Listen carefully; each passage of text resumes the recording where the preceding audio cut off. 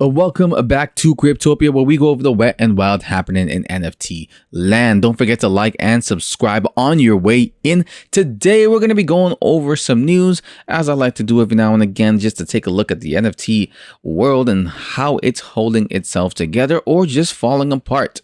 So we're starting off with this story, which is a little bit sadder. After his daughter was killed on camera, a man is making an NFT of the video to get it online.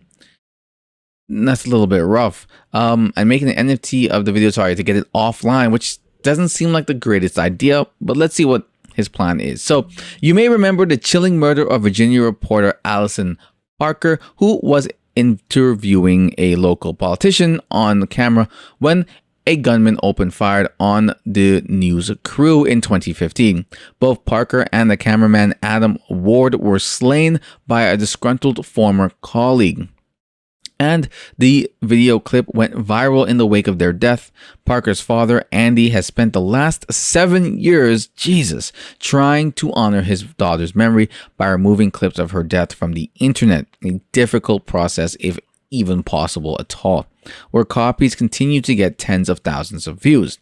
Now he's trying one last desperate effort, turning the video into an NFT.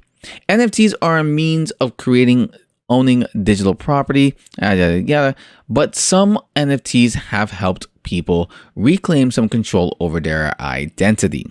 People like Disaster Girl, for example, whose viral visage is ubiquitous but hasn't been compensated, commemorates to her frame. By turning the video into a non-fungible token, these people are able to have digital ownership over their digital identity. I kind of see where they're going now. So Parker's quest is similar, but far more tragic. He just doesn't want people. He just doesn't want people sharing footage of his daughter's murder anymore, which is completely understandable. And turning the video into an NFT would technically give him the legal leverage to file copyright claims against platforms that host the video. That way, instead of trying to squash individual users who upload the footage, platforms themselves would be obligated to obey copyright law or face the legal consequences. For victims of horrific images being distributed on the internet, generally, unfortunately, and inappropriately, copyright does end up being an effective tool. This is a great idea. I did not think about this when I first looked at this article. That's insane. I mean, all the power to him. I kind of hope this works. I do hope this works out very well for him. It must be sort of horrifying to know that there's footage of your daughter being murdered perpetually and infinitely forever online. I don't want to, so in lieu of getting hit by the algorithm, which I probably will already for what I said for the name of this article, but there is always that kind of revenge, revenge P stuff that ends up online, or somehow people are exactly the revenge stuff. So this is, if you can NFT your stuff, you can kind of stop it from being across the internet when you don't want it to, or you made a mistake, or someone's trying to get revenge or something on you. So that's actually a really good idea. I really hope it works out, because this kind of sets a precedence. If it can work out for him, it can work out for a lot of people whose images are out there against their will. So hopefully I hear an update on this at some point, because this would be very nice to know that it kind of worked out for him in that way. So next we got an NFT bubble is taking over the gig economy. 2/3 of freelancers on Fiverr say they're servicing the NFT industry, but is it sustainable? Short answer is hell freaking no. How can it be sustainable? Eventually, I've already talked about this before, like 98% of these NFTs are going to go to nothingness. And much like how, the .com bubble, when there was a bunch of stuff popping out, some stuff will rise to the top, and then there'll be some stuff at the bottom for sure. But I don't think the gig economy will be as flourishing as they are right now, and there probably won't be as much money. So we're going to be taking a look at Travis real quick. So Travis had the life that he'd always dreamed of. He was a young 26-year-old man traveling the world, performing on streets and bars in 20 different countries, or more than 20 different countries. And basically he would make money playing these gigs, and after he would get just enough money to, survive, eat, pay whatever stay he was at, and then get him to the next country and then the next country. And he just kind of kept doing that. And that's what he enjoyed doing. And he was living life the way he enjoyed it.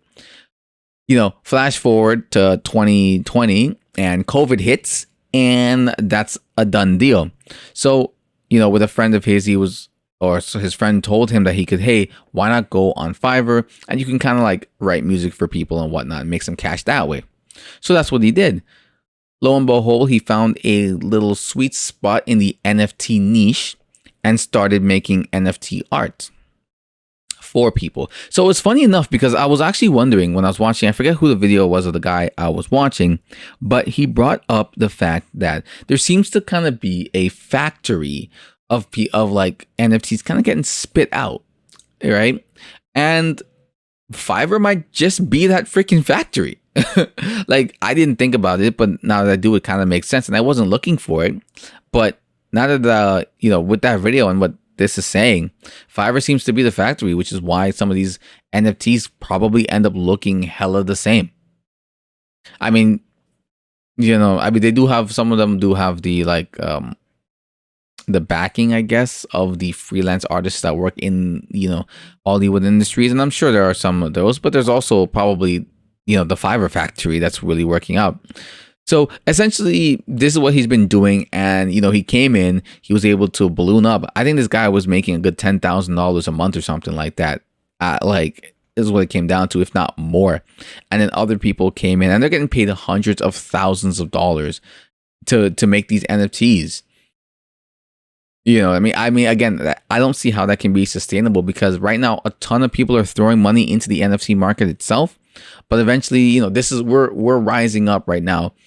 When this sort of kind of goes down and to a more like reasonable understanding level, and there aren't 1,000 projects coming out a day, they'll probably have to shift to something else. But currently, they're making major bank on this, in the likes of which these guys have never even seen before on Fiverr. But it's like, let's say the number of people listing NFT related services on Fiverr rose 278% from the third to the fourth quarter of 2021. At the same time, the amount these freelancers earned for their NFT services rose 374%. Right? So you can see, but the search on the NFT platform for NFT turns up nearly 50,000 services offered.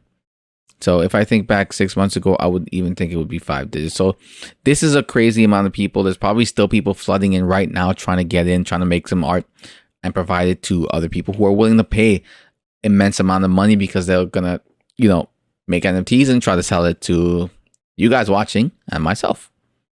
So there's moving on to this project. So this is the CEO of Rundown Media. His name is Kirash Behane, I think is what his name is. And so quick Google search on this guy. He is an American media mogul. He is the creative director and a social media marketing guru. He's leveraged his popularity quietly by collaborating with entertainers and businessmen worldwide. And businesses with worldwide influencers. So I like this. I like what this guy's trying to do. I've never really heard of this man before, but basically what he's doing is he's got a collection of 10,000 little hippo NFTs. And the idea here is to sort of just use that to teach it to children and get them in, because he's been teaching financial literacy with a focus on cryptocurrency on social media platforms since 2017. So well before the craze even took off, he was talking about that, and he wants to use the little hippos as kind of a way to integrate children and families to kind of learn about NFTs and cryptocurrencies and sort of where the future of finance is heading. He's a doting father, so the social media sensation main objective is creating a generational wealth for the future of his family and continuously working to empower his children and their peers through building a community focused on financial literacy, NFTs, and the metaverse. Little Hippo has become the vessel to make his dream a reality. I just like this idea. There really isn't anything crazy going on here. I just think it's a really cool idea, and I think financial literacy needs to be taught as early as possible. It's insane how many people don't know or learn late, and it's like you go to school for how many years? And no one teaches you this in any class. There's not a class dedicated to just that. That makes no sense to me. How like, you're gonna teach math? Okay, great, that's good. You're gonna teach English? Okay, that's great, that's good. Or language, whichever country you're from. Two pivotal pieces to function in this world. And you don't think, when your world is run by money, that teaching people about money is not important? Or I'm the idiot here. Of course it's important. And of course they know it's important. Keeping people stupid means more money for the smart people, or the people who know how money runs, which happen to also be the people who basically control money anyways and create money. So good for them. Lastly, okay, let's wrap it up real quick. This isn't really, like, those first two articles were really the major ones that I wanted to go over. These last ones are kind of celebrities jumping into the NFT space. So we all know that Snoop Dogg is heavily into the NFT space, but it's actually Cordell, who is Snoop Dogg's son. He's actually the one that's sort of bringing his father into it and really got him invested. So Cordell is really into cryptocurrencies. Back in 2017, he was introduced to it by the deceased rapper Nipsey, who urged him to get into digital tokens and buy virtual real estate. Smart guy. So when the crash happened in 2018, his interest was piqued and he began looking into it himself. He called it a full circle moment because my dad wanted me to play football. So this is what he wanted. Snoop Dogg wanted his son to play football, but it didn't really work out that way.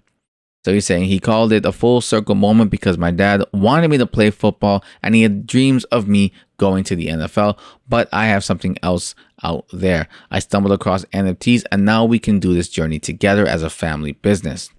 Cordell is the inspiration behind Snoop Dogg's own foray into crypto and the metaverse. As I said, he opened his father's eyes to the value of crypto by convincing him to debut his first NFT collection on Crypto.com.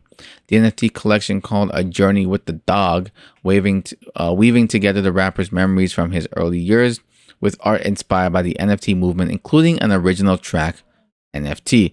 The success of that sale was such a hit, it drove Snoop to get into crypto full bore, which he did.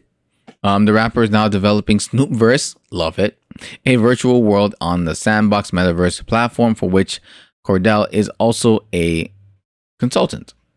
Last year, the Sandbox made it available for collectors to purchase land around Snoop's virtual property.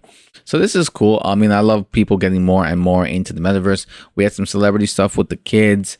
You see kind of how Snoop got into this. So it wasn't just like Snoop stumbled upon and just saw the opportunity. His son brought him up, but with the thanks of Nipsey. I really, this again is not sustainable, but I really want to see what happens with this. I think this is just, it's a really heart-wrenching story, and I really hope that it works out for this father, Andy, and he's able to sort of succeed in his quest to, put his daughter's soul to rest in a way. Anyways, guys, hope you enjoyed that. Thanks for watching. If you like, leave a like down below, and I'll see you next time.